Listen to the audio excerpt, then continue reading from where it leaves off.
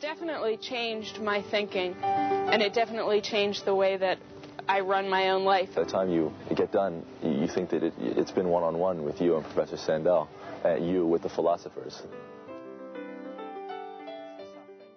One of the biggest challenges any professor faces is how to make the ideas in a lecture come alive for students. Professor Michael Sandel's course on moral and political philosophy is a popular lecture, often attracting hundreds of students.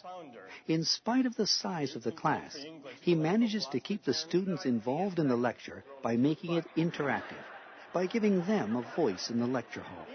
One aim of the Justice course is to expose students to some of the great works in moral and political philosophy: Aristotle, John Locke, Immanuel Kant, John Stuart Mill.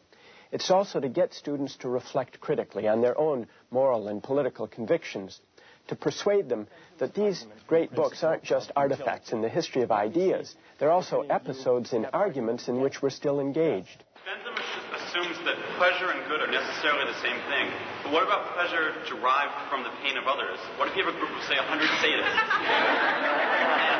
Who would gain pleasure from inflicting pain on one individual? Suppose there's a sadist who derives tremendous pleasure from inflicting awful things on other people. And it's true they suffer greatly, but not as much as he enjoys it. One way of bringing out what's at stake in abstract philosophical texts is by trying to engage students in debate on concrete contemporary issues, like military conscription, surrogate motherhood, affirmative action, whether to teach creationism or evolution in the public schools.